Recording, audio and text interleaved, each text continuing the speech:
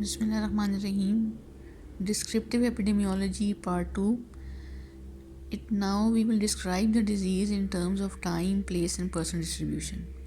Time distribution has three parts: short term fluctuations, periodic fluctuations, and long term or secular trends.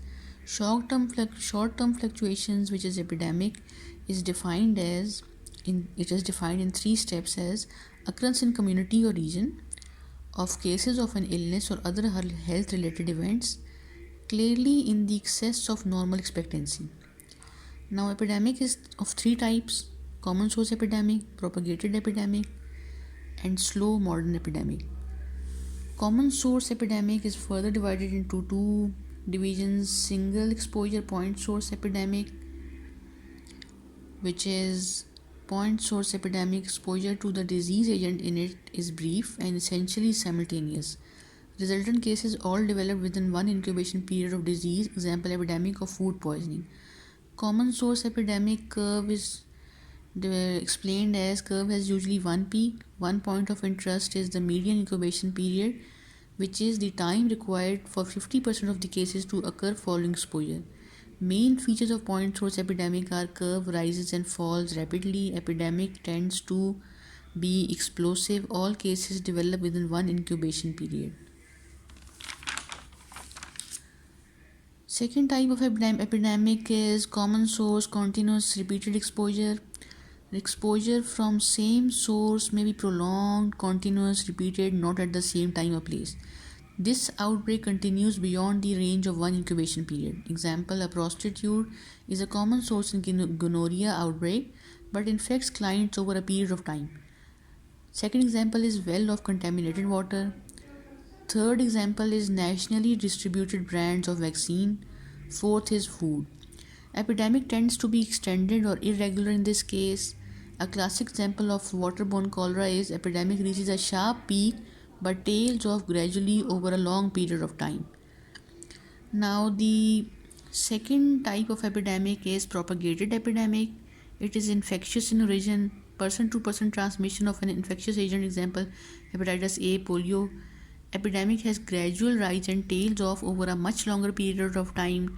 Transmission continues until number of susceptibles is depleted or susceptible individuals are no longer exposed to infected person or intermediary vectors.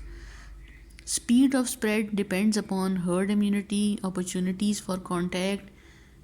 Thirdly, secondary attack rate.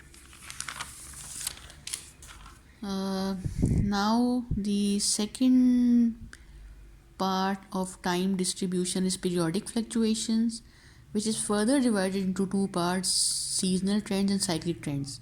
Seasonal trends are in many communicable diseases, example measles, varicella occur in spring mostly. Upper respiratory tract infections occur in winter months mostly. GI infections, gastrointestinal infections occur mostly in summers due to flies. These are related to environmental conditions, example temperature, humidity, rainfall, overcrowding, life cycle of vectors, which favors disease transmission. Non-infectious disease may sometimes exhibit seasonal variations, example sunstroke, hay fever, snake bite. Now, second, cyclic trends are disease occur in cycles spread over short period of time, which may be days, weeks, or months. Example, measles in pre-vaccination era appeared in cycles with major peaks every 2 to 3 years and rubella every 6 to 9 years. Due to naturally occurring variations in herd community, influenza pandemics occur every 7 to 10 years. Non-infectious conditions, example automobile accidents in US, are more on weekends, especially Saturday. Knowledge of cyclic diseases enable communities to defend themselves. Now, third time distribution is long-term or secular trends. Changes in the occurrence of disease over a long period of time are called secular trends. The period of time comprises of years or decades. Consistent tendency to change in one direction occurs in this. Example, in heart disease, there is continuously an upward trend, and in TB, polio, there is a continuous downward trend. Now we come to place distribution, which is on the basis of geography, international variations, national variations, rural urban variations, and local distributions. Firstly, we will discuss international variations. Carcinoma stomach is more common in Japan. Carcinoma oral cavity uterine cervix is more common in India. Breast cancer's prevalence is less in Japan and more in Western countries. National variations, endemic goiter, malaria, fluorosis, leprosy, nutrition deficiency variations. There are variations in their distribution in India. Rural urban variations, urban areas have more accidents, heart disease, and mental illness. Rural areas have more IMR and MMR rates. Local distribution can be showed in form of spot maps or shaded maps. Common water pump in Broad Street as a source of infection. Classic investigation of cholera epidemic in London by John Snow is an example of this. Now we will discuss migration studies. Migration of human population helps to evaluate occurrence of disease in terms of genetic factors and environmental factors. There are two ways of carrying out migration studies. Comparisons of disease and death rates among migrants and their kins who stayed home. This reveals same genetics living in different environment. Migrants show disease similar to country of adoption, which shows that there is environment change.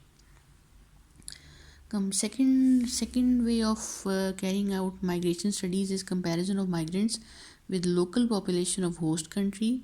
It provides information on genetically different groups living in similar environment. Now we will discuss the person distribution. This is given by a mnemonic BEAMS O. B is for behavior, example smoking, overeating. E for ethnicity, this is common in heart diseases, etc. A is for age, heart diseases are common in old age. M is for migration and marital status, rural areas have more malaria. There is less mortality in married people than unmarried ones. S is for social class, upper class has more heart diseases, stress, sex, women have more obesity, men have more heart diseases. O is occupational, coal mine workers are more likely to have silicosis than those who are sitting at home. Measurement of disease is the amount of disease or disease load. Morbidity is calculated in terms of incidence and prevalence. Incidence is calculated by longitudinal studies and prevalence is calculated by cross-sectional studies. Cross-sectional study is also called prevalence, simplest form of observation study. It is single examination of cross-section of population at one point in time. It is useful for chronic and short-lived diseases. It is like a photograph. Longitudinal studies or incidence is observations are repeated in same population over a prolonged period of time by means of follow-up examination. It is like a film to study. It is useful to study natural history of disease and its future outcome. It identifies risk factors. It helps calculate incidence rate. The valuable information it provides is very useful, but it is difficult to organize and it is time consuming. Thank you.